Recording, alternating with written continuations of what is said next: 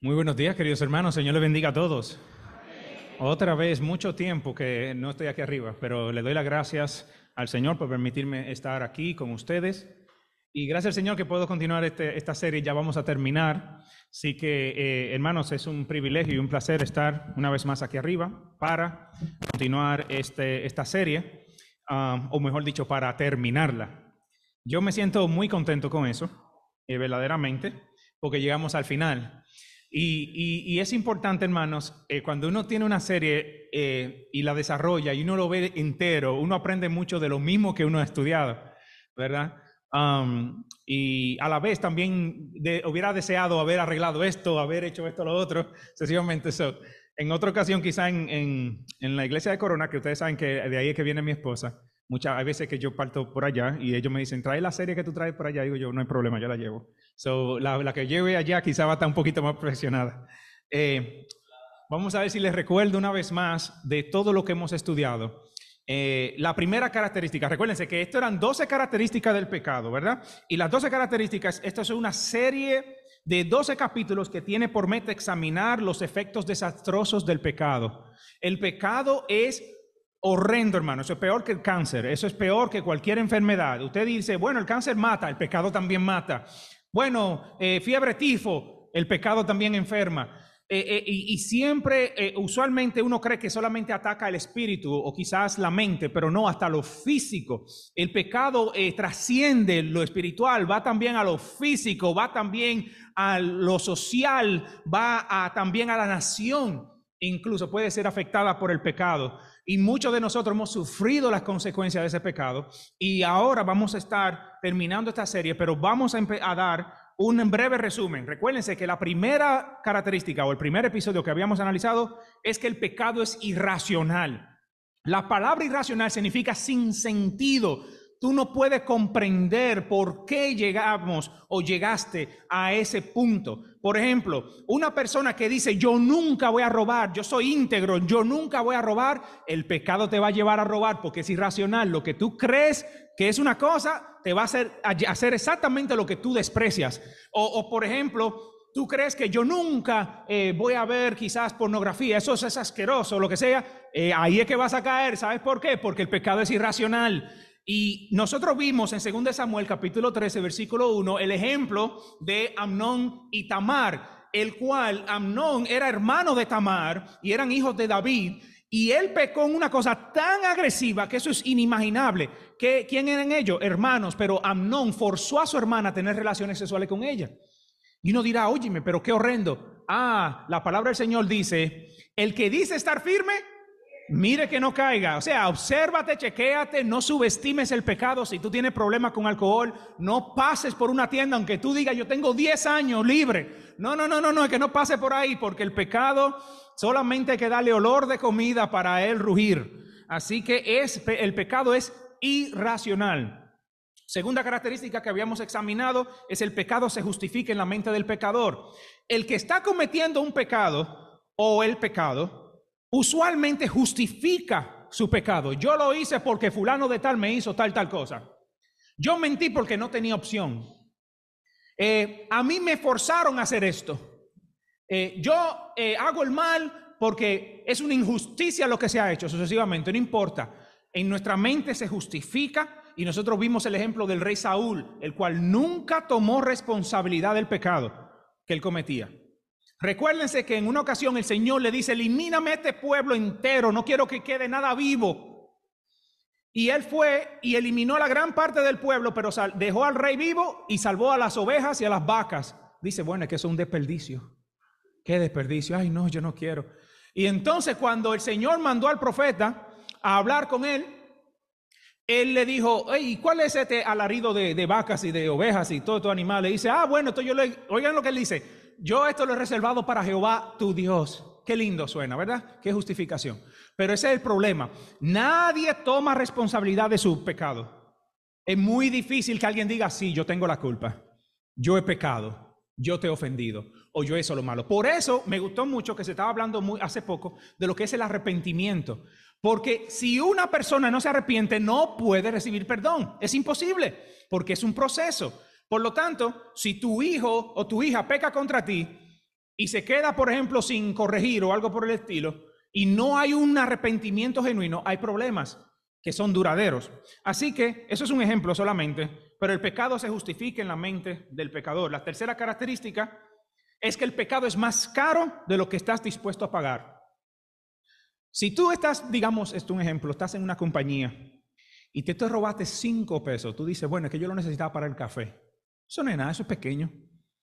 Tú lo justificas, pero lo que tú no sabes es que esos 5 pesos viene una persona que chequea las cuentas de la compañía y dice, aquí faltan $5. Y después empiezan a chequear y ven que eres tú. Y dicen, oye, tú eres un ladrón. Pierdes el trabajo. Tú dices, perdí el trabajo, no gran cosa. Ok, lo que pasa es que la renta te iba a llegar, pero esta vez te llegó más grande que la que tú te imaginabas. Y tú dices, ay, me llegó la renta, más tengo que dar un depósito de otra cosa. Y de repente, cuando tú vienes a ver, ese pecado te ha costado tanto. Hay personas que han perdido toda su familia por un solo pecado. Una noche que un esposo haya adulterado, una noche solamente, una noche de deleite. Esa noche te costó tus hijos, te costó tu esposa, te costó tu familia, el respeto de tu padre, el respeto de tus abuelos. Todo lo ha perdido, el testimonio en el suelo. Ese es el problema con el pecado. El pecado siempre es más caro de lo que estás dispuesto a pagar. Tú crees que va a ser un pago barato y no es así. Miren lo que le pasó a David. El pecado que él tuvo con Betsabé le costó la vida de varios de sus hijos, ¿ok? Perdió la relación con Dios y fue castigado duramente. Tuvo que huir y escaparse de su propio reino porque su propio hijo lo andaba buscando para matarlo, Absalón. Ustedes saben quién él es. Y no voy a explicar toda la historia, pero para que ustedes vean, hermanos, el pecado es más caro de lo que una persona está dispuesta a pagar. Cuarta característica, el pecado nunca se paga solo. Tú crees que tú vas a ser responsable. Quizás tú admites, sí, yo soy. Pero el problema es que ese pecado lo pagan también los demás. Digamos, por ejemplo, que te gusta mucho jugar, no la loto, quizás el casino ese, como se hace ya, ¿verdad? Slot machine o lo que sea. Y tú usaste todo el dinero porque tú pensabas que te iba a ganar. El pecado es tentativo en ese sentido. Te dice, tú eres el campeón, tú vas a ganar, no te apures, ¿verdad? Y cuando viene a ver, perdiste $900 que era para la renta, ¿verdad? Entonces tú dices, bueno, el pecado verdaderamente me ha afectado, pero entonces tu familia está en peligro también porque entonces lo van a sacar fuera. ¿Usted me entiende? No solamente tú lo pagas, sino también el que está alrededor tuyo. Tus hijos también pagan las consecuencias de tu pecado. ¿Entiendes? Eso es un problema del pecado, es que nunca se paga solo. Eso no es tuyo solamente. No digas, ese es mío y ese es mi problema. No, no, no. El problema hasta la iglesia lo sufre. Hasta la iglesia. Quinta característica, el pecado te seduce. Satanás y el pecado, porque son diferentes cosas, ¿verdad? Nunca te van a dar tentación de acuerdo a cosas que tú no aprecias. Tiene que ser con algo que tú verdaderamente deseas. Y vimos el ejemplo de Eva. Y la cuestión que llamamos al punto bien clave es que Eva fue instigada porque dice que el fruto era delicioso a la vista. ¿Y qué dice? Y que iba a dar la capacidad de tener conocimiento como Dios. Y eso le llamó la atención. Dijo, yo quiero ser como Dios, ¿verdad? Aunque Dios le haya dicho que de todo árbol tú puedes comer menos ese, Satanás lo invirtió y dice, con que de todo árbol no puedes comer. ¿Ve? Entonces, siempre el pecado te va a seducir en algo que tú no tienes, en esa cosita. Y verdaderamente es triste, pero cada uno es individual, hermano. Las tentaciones mías no son las suyas. Hay que tener empatía, por cierto, hermano. Si usted oye a una persona que dice, yo tengo problemas con alcohol, o yo tengo problemas sexuales, o tengo problemas de que miento rápido, o tengo problemas de lo que sea, hay muchos, porque siempre se hablan de estos grandes, pero hay problemas más pequeños, ¿verdad? Tenga la empatía suficiente para no decir, pero eso es fácil. No. Eso es fácil para ti, pero eso no es fácil para el hermano.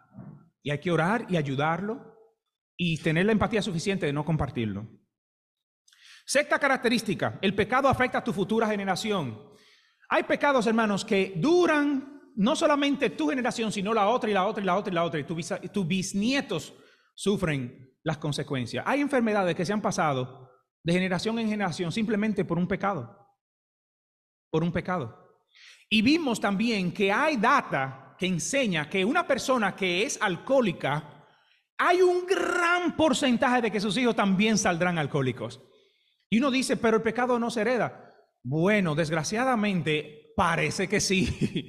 Y es interesante saber de que la data enseña de que una persona que tiene cierta adicción, digamos la droga, eso afecta a los hijos y eso afecta también a los otros hijos y sigue afectando hasta la tercera y cuarta generación. Hay maldiciones, hermanos, que permanecen por muchas décadas. ¿Por qué? Porque el pecado afecta a la generación. La séptima característica es el pecado endurece el corazón. Y vimos el ejemplo del faraón contra Moisés. Y vimos que el faraón, aunque vio las señales visibles, no se dobló. No dijo, hey, Dios es real. No fue así. Óiganse, hermano, usted le ha predicado a una familiar y usted le dice, mira, Cristo te ama, mira lo que dice la palabra, mira, tú no sabes la vida que te puede dar el Señor. Y esa persona no se convierte y se va aún a la muerte y no se convierte. ¿Se ha topado con alguien así? ¿Usted? Yo sí. Endurecido el corazón, no se va a torcer, no importa lo que pasa, no se va a doblar. Hay personas que no importa que vean señal. Óiganse, el faraón vio señales. El hombre rico con la parábola de Lázaro tampoco. Él le mandó a Abraham, Padre Abraham, manda de entre los muertos a alguien que le predique a mis hermanos. ¿Y qué le dijo Abraham? Si no se persuaden con la palabra, tampoco se van a persuadir con un milagro de resurrección. Cristo resucitó de entre los muertos y todavía hay mucha gente que no son salvos.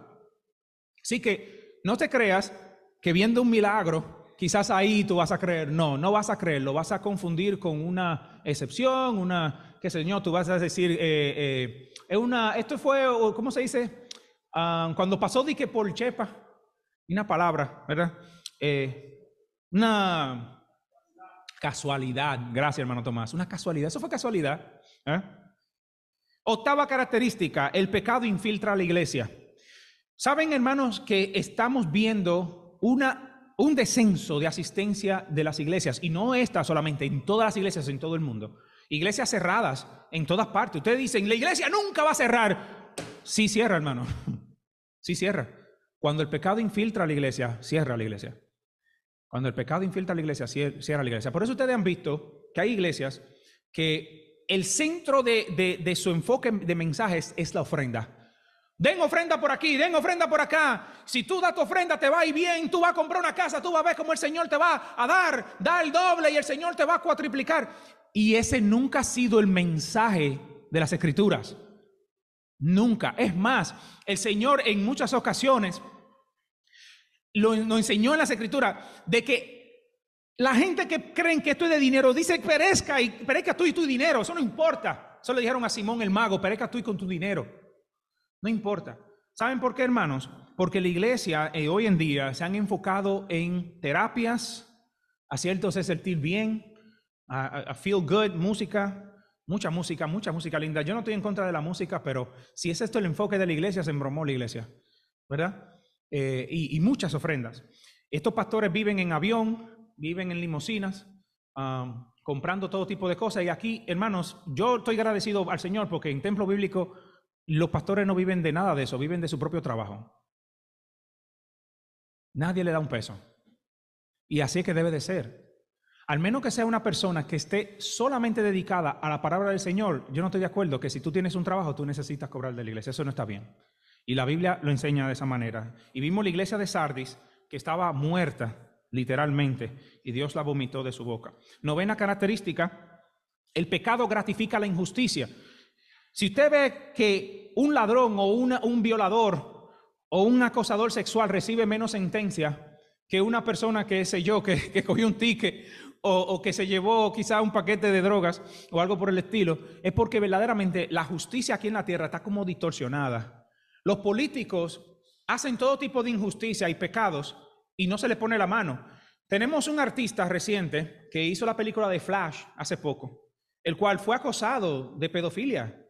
y hizo todo tipo de cosas, pero sin embargo, él recibió un cheque grandísimo por hacer esa película y no le han puesto la mano a la policía, no lo van a hacer. Sin embargo, usted lo hace y lo meten preso inmediatamente. O sea, que depende de la capacidad monetaria que tú tengas, tú vas a poder sobrepasar la justicia. ¿Ustedes me entienden? Y eso es triste. Eso es triste. Así que tú no vas a ver justicia aquí en la tierra. Y a veces te vas a poner triste, pero tú tienes que reconocer de que este mundo no está gobernado por Cristo, está gobernado por el príncipe de la potestad del aire, Satanás. La 10ª característica, el pecado destruye el núcleo familiar. Todas las películas están enseñando que la mujer no necesita un esposo. Todas las películas están enseñando que los hombres no son nada. ¿Por qué? Porque hay un plan, hermanos, hay un proyecto, hay un plan. ¿Cuál es? Destruir a la familia. El nivel de divorcio ha incrementado tan grande y el nivel de matrimonio se está bajando en gran manera, afectando a la familia, ¿verdad? ¿Por qué? Porque hay un plan, hay un proyecto, hermanos, que es satánico, no es divino, para destruir a la familia, para que no haya un padre y una madre, para que no haya un núcleo familiar. 11 y penúltima característica, el pecado corrompe todas las cosas. Y vimos el ejemplo de Sodoma y Gomorra. Y hermanos, usted va a llegar a un momento donde usted no va a poder ver televisión porque todo va a estar corrompido. Usted no va a poder ver un periódico porque todo está distorsionado. El pecado corrompe todas las cosas, aun las cosas que fueron hechas de buena voluntad. Gracias, hermanos, por ver este resumen. Ahora vamos a la última, el último capítulo, la 12 característica. El pecado te lleva al infierno. Sí, el pecado te lleva al infierno. ¿Saben, hermanos, que la razón por la cual el infierno existe es porque existe el pecado? Si no existiera el pecado, no hay necesidad de infierno. Así que vamos a ver la parábola de Lázaro y el hombre rico. Y esto está en Lucas capítulo 16, versículo 19 al 31. Yo le voy a pedir a... por favor, ¿me puede apagar algunas luces para que se pueda ver mejor? Sí, por favor. Lo voy a agradecer. Mientras el hermano Joshua va apagando algunas luces, vamos entonces a entrar en materia con la parábola de Lázaro y el hombre rico, para que ustedes vean cómo el pecado lleva a una persona al infierno. Vamos a ver. Apaga también las otras de arriba también, Joshua. Las otras también, de arriba, la de arriba. Muy bien, otra más, una más falta. Muy bien, ahora sí. ¿Se puede ver mejor? Bien. Lucas, vamos a empezar en el versículo 19. Había un hombre rico que se vestía de púrpura y de lino fino y hacía cada día banquete con esplendidez. ¿Ok? También había un mendigo llamado Lázaro, que estaba echado a la puerta de aquel lleno de llagas, y ansiaba saciarse de las migajas que caían de la mesa del rico, y aun los perros venían y le lamían las llagas. Aconteció que murió el mendigo y fue llevado por los ángeles al seno de Abraham, y murió también el rico y fue sepultado. Y en el Hades alzó sus ojos estando en tormentos y vio de lejos a Abraham y a Lázaro en su seno.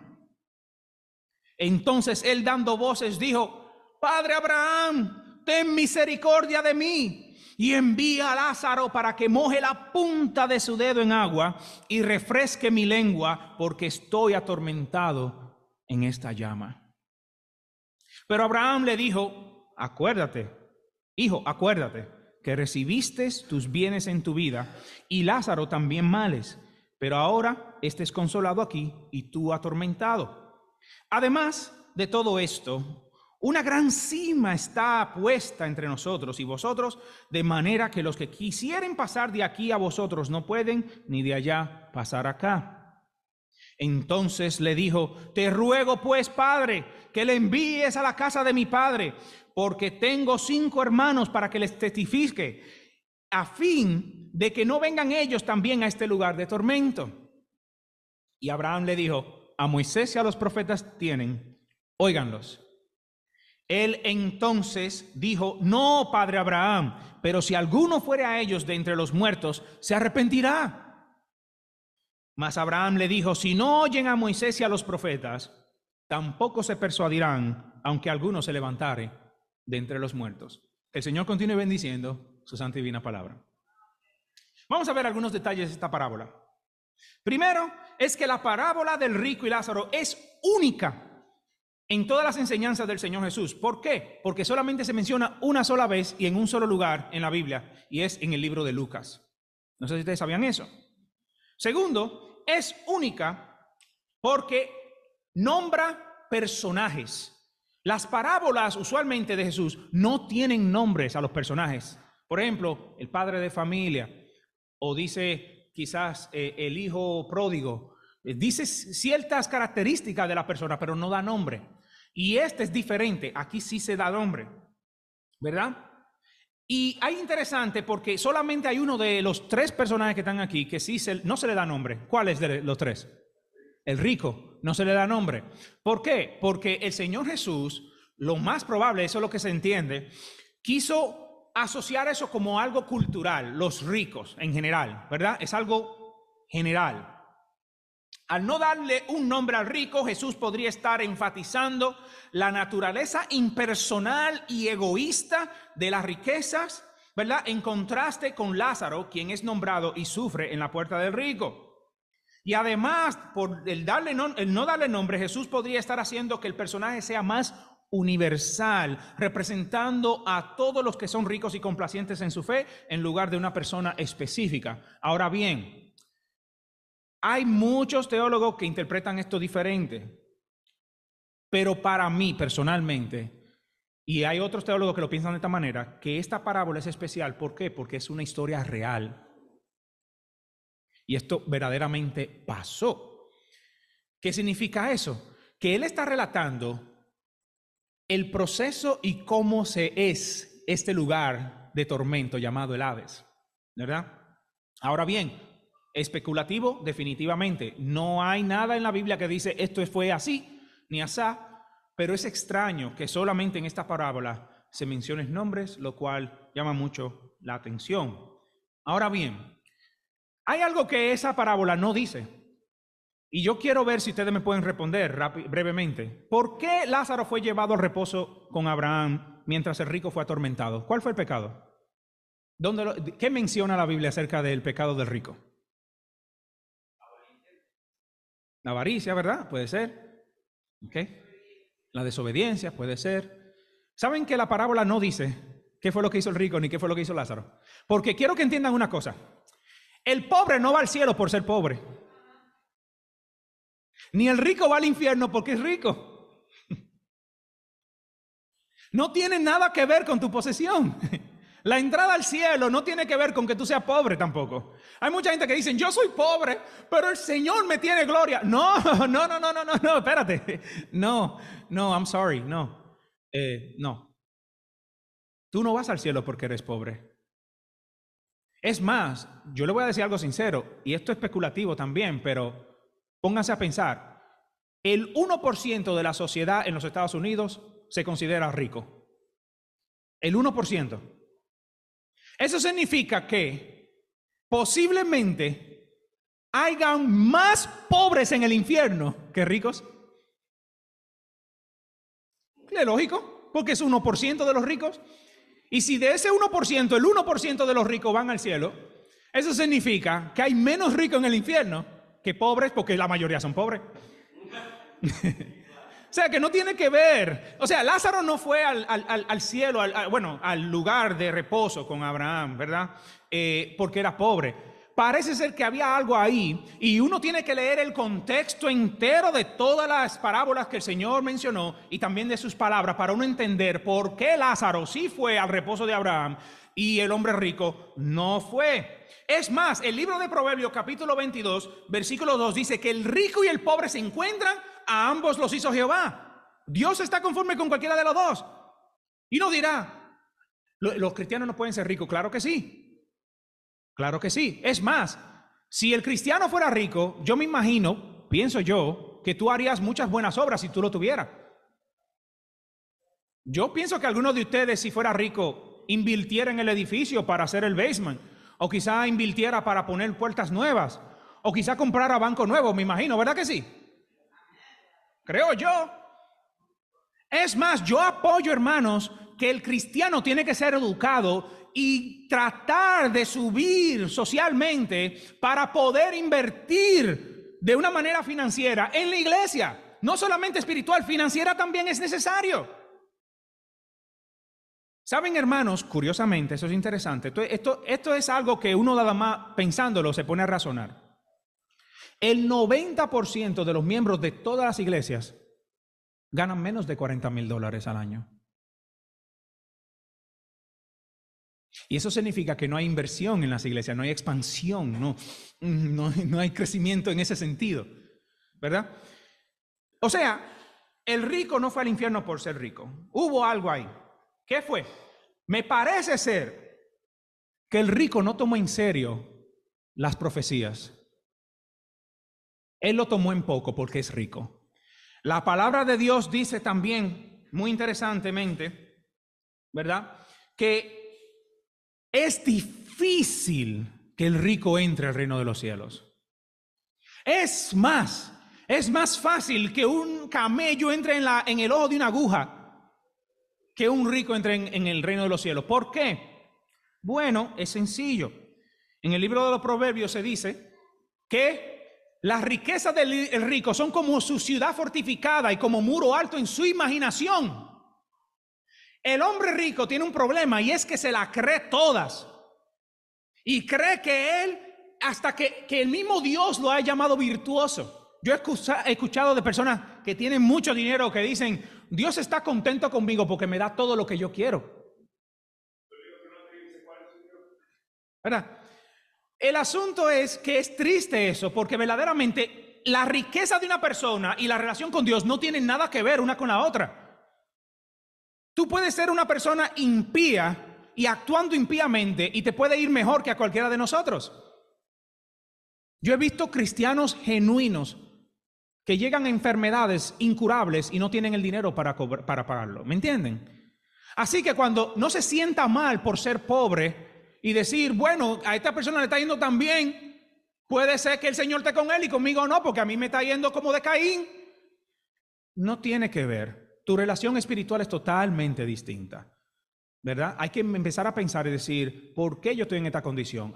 Puede ser que tuve falta de educación, no tuve las oportunidades, o puede ser que quizá no me apuré, puede ser por cualquier tipo de cosa, pero no es que Dios lo promovió. Hay muchos de nosotros que justificamos eso en la mente y decimos, Dios lo permitió. No necesariamente. Dios establece reglas en este mundo y tú tienes que seguirlas. Y si tú las sigues, te irá bien. Es el libro de los Proverbios. Léanse el libro de los Proverbios, que es interesantísimo. Interesantísimo para todo creyente, para que entienda que Dios estableció reglas. Dice, no erréis, todo lo que el hombre sembrare, eso también segará. Así que si no sembró nada, no va a segar nada. No diga que no puede venir. ¿Verdad? Es interesante esto, y esto es un tema totalmente distinto. Pero el rico parece ser que él estaba disfrutando de su bonanza y se despreocupó de su vida espiritual, mientras que el Lázaro sí tuvo una relación con Dios. Entonces, a ellos dos partir, él fue al seno de Abraham, ¿verdad? Ahora bien, los varios nombres del infierno, porque el infierno, eso es solamente uno de varios nombres, pero es un sitio, ¿verdad? Es un lugar. Dependiendo del teólogo, puede ser que sea físico o algo espiritual. Es algo muy interesante que podríamos hablar en otra ocasión, pero vamos a ver los varios nombres que se le da al infierno, ¿verdad? Primero, el primer nombre que se le da al infierno es Seol, Sheol en hebreo. Esta definición hebrea se usa más a menudo en el Antiguo Testamento y se refiere al lugar donde moran los espíritus de los que han muerto. Sí, es un lugar de no necesariamente reposo, es como de espera. Es cuando usted va, por ejemplo, a un interview en el Department of Motor Vehicles, no sé cómo se dice, o sea, la DMV, ¿verdad? Y usted está esperando un ticket, pero esperando ahí no es necesariamente cómodo, no hay sillas cómodas. Okay? So, el Seol no es un lugar muy, muy cómodo. El Hades, esta palabra es una palabra griega y es el equivalente al Seol del hebreo. O sea, literalmente la misma palabra, pero en el Nuevo Testamento que vimos en Lucas capítulo 16, versículo 26, este lugar se le da un poquito más de detalle. Es un lugar donde iban no solamente los malos, sino también los buenos. Y existía una gran división entre ellos.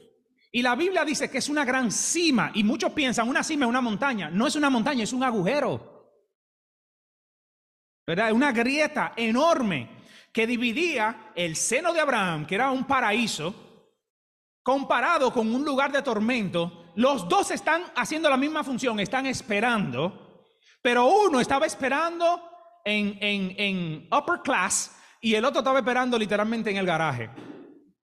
¿Qué? Incluso el Señor Jesucristo, estando en la cruz, le dijo al ladrón que estaba al lado de él, que él había confesado de que Jesús era el Hijo de Dios. Él le dice, de cierto te digo que hoy estarás conmigo. ¿Dónde? Esa palabra paraíso no se usa para la palabra cielo, es diferente. Él estaba refiriéndose al seno de Abraham. Y es curioso, hermanos, esto es muy interesante, porque usted tiene que leer en Efesios capítulo 4, versículos 7 al 9, cuando dice que el Señor Jesucristo llegó a lo más bajo de la tierra y llevó cautiva, ¿qué? La cautividad a los que estaban cautivos. Eso significa que a él llegar a donde el Padre se llevó a toda esa gente de ahí, y ahora el Hades está lleno de gente mala solamente. No hay nadie en el reposo de Abraham. Y eso es interesante, porque Cristo hizo una diferencia enorme en el sistema de dónde van las almas. Ahora, hoy en día, cuando una persona parte con el Señor, va directamente con el Señor. ¿Por qué? Porque ya Cristo derramó su sangre. Y al él derramar su sangre, se hizo expiación por todos los pecados. No hubo forma, hermanos. ¿Ustedes creen que sin la sangre de Cristo se puede entrar a la gloria? No. ¿Saben por qué? Porque las ovejas y todos esos animales que se mataban, eso solamente tapaba el pecado. Pero cuando Cristo murió, su sangre es genuinamente preciosa, y entonces ya puedes entrar a la presencia de Dios porque estás lavado por ella. El otro nombre es Tártares. Esta palabra griega es mencionada una sola vez en la Biblia, en 2 de Pedro capítulo 2 versículo 4. Tártares es traducido como infierno en nuestro lenguaje. Pero esto, de acuerdo a la cultura griega, Tártares es un lugar de tormento para seres inicuos, juntamente con los dioses paganos de los griegos, que eran los titanes. Y también se usa la palabra Gehenna, ustedes la han oído, ¿verdad? Esta palabra fue usada por Jesús en algunos capítulos de la Biblia, en Mateo 5:22, etcétera, que están aquí en la lista. Y se origina del hebreo He-Hinnom, o sea, el valle de Hinnom, el cual era un lugar fuera de Jerusalén donde se quemaba la basura, juntamente con los cuerpos de los convictos ejecutados. Jesús lo usa como referencia al infierno, o sea, que ahí se botaba toda la basura, incluyendo cuerpos humanos, ¿verdad? Y ahí se quemaba. Ustedes saben, los dominicanos que están aquí, ¿saben lo que es la cañá? ¿Han oído de eso, la cañá? Como en la República Dominicana, no sé ahora, pero en ese entonces no había un sistema de recogerle basura y esas cosas. La gente lo tiraba en una esquina y lo prendía a fuego. Es la misma idea. El Gehenna es lo mismo. Y entonces el último es el lago de fuego. Esta definición no es directamente infierno, no son lo mismo en el sentido del lenguaje, pero sí es referida igualmente como un lugar de tormento preparado especialmente para seres poderosos como los ángeles, el diablo, el falso profeta y el anticristo. Léase Apocalipsis 19:20, 20:10, 20:14 al 15 y 21 al 8. El lago de fuego no es lo mismo que el Hades, sino que es el último. Ese es the ultimate lugar, ¿ok? Donde van los malos, aquellos los cuales Dios ha desechado por completo y para siempre. El lago de fuego es diferente. Es el lugar donde ya Dios va a hacer una completa separación. Ya, bye. ¿Verdad? Algunas características del infierno, vamos a mencionar 8. Número 1, la cantidad de veces que la palabra infierno en todas las versiones bíblicas aparece es 58 veces o un poquito más dependiendo de la versión, ¿verdad? Pero el asunto es que es muy diferente al cielo. El cielo se menciona mucho más, 664 veces. Así que no se habla tanto del infierno como del cielo. Segunda, es un lugar de tormento donde se experimenta dolor.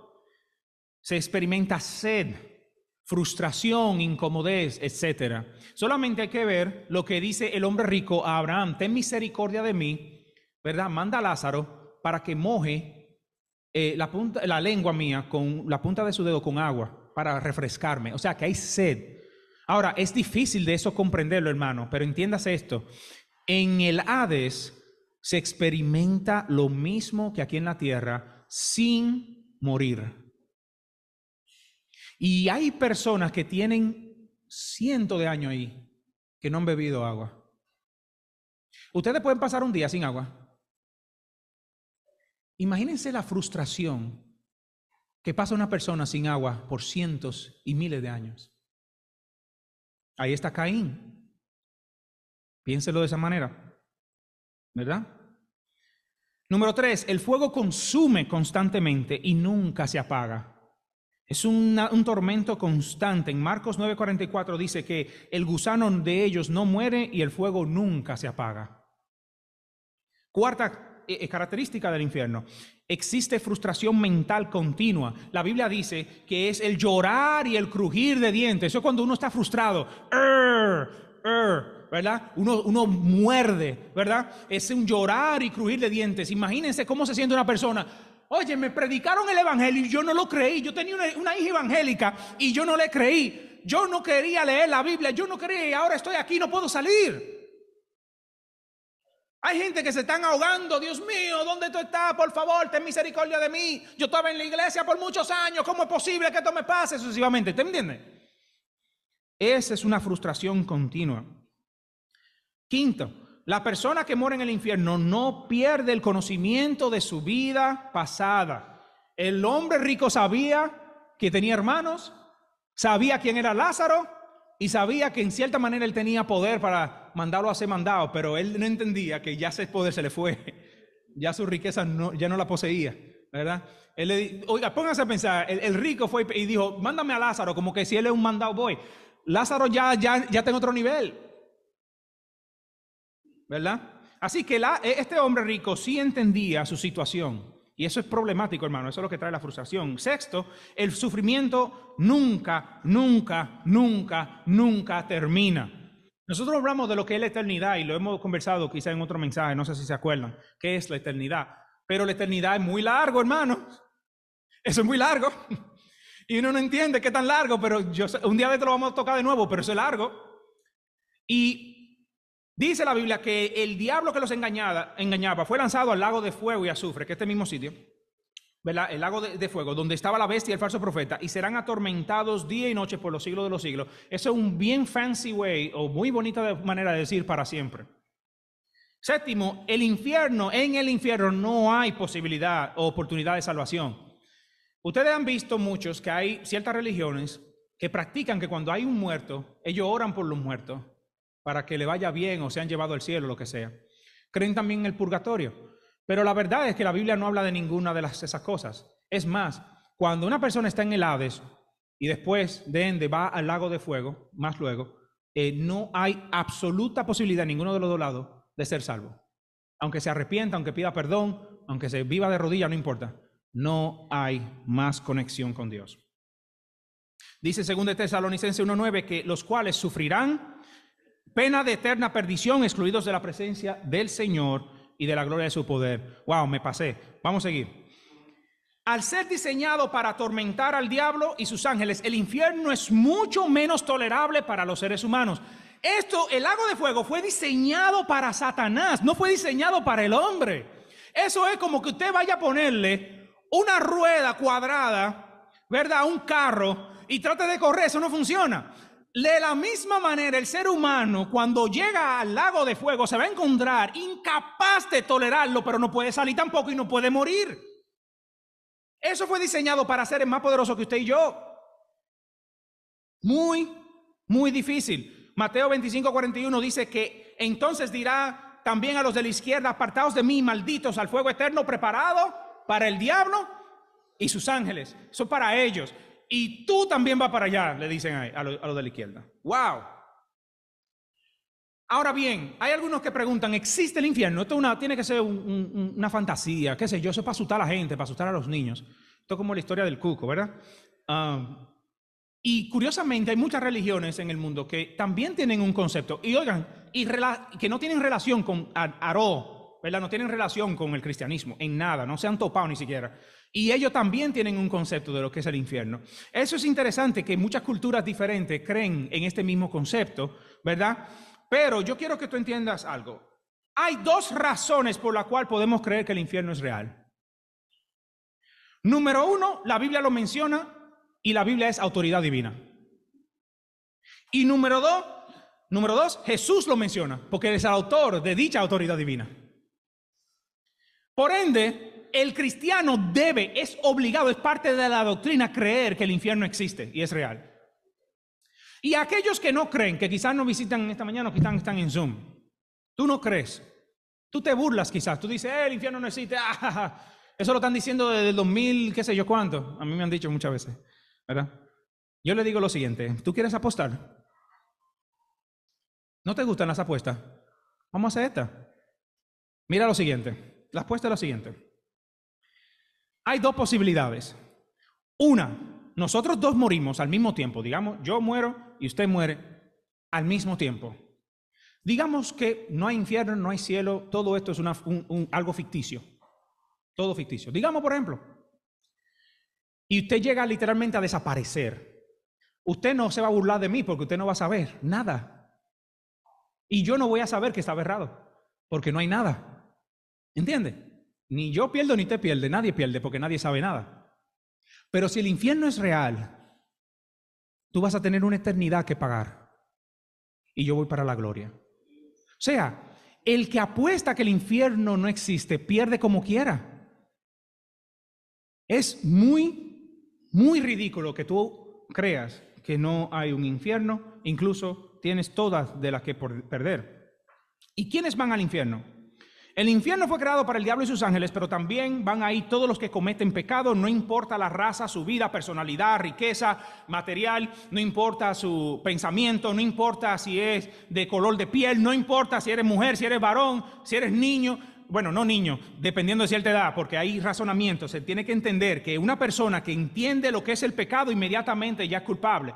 Pero, digamos por ejemplo, cierta edad, dice la Biblia en Romanos 3:23, por cuanto todos pecaron y están destituidos de la gloria de Dios, es igual para todos. El hermano Colón, dígame.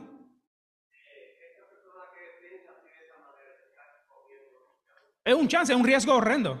Es un riesgo horrendo. Apocalipsis 20, 11 al 15 dice que y vi un gran trono blanco y el que estaba sentado en él, de delante del cual huyeron la tierra y el cielo y ningún lugar se encontró para ellos, y vi a los muertos, y ojo en esto, grandes y pequeños, está hablando de todos niveles y clases sociales, ¿verdad? Y vi y de pie ante Dios, y los libros fueron abiertos, y otro libro fue abierto, el cual es el libro de la vida, y fueron juzgados los muertos por las cosas que estaban escritas en los libros según sus obras. No voy a leer el otro porque estamos pasados de tiempo. ¿Por qué existe el infierno? Y yo quiero que en la segunda parte quizá hablemos un poquito, va a ser preguntas y respuestas. Todo el mundo puede preguntar y podemos conversar de este asunto, ¿ok? Esto es interesante, eso es importante. ¿Por qué existe el infierno, mi hermano? ¿Por qué existe el infierno, amigo? La razón es simple. La última característica del pecado te lleva al infierno, y Dios y el pecado no pueden morar juntos. Dios no tolera el pecado, Él no puede porque Él es santo, porque eso es una ofensa delante de Él y contamina y afecta a la naturaleza y la creación, y tiene que haber separación. Eso es lo mismo que cuando usted tiene un pan podrido y usted tiene el pan, usted bota el pan entero. Aunque haya un slice podrido, usted bota el pan entero. ¿Por qué? Porque eso contamina todo el resto. Lo mismo es el pecado contamina, ¿verdad?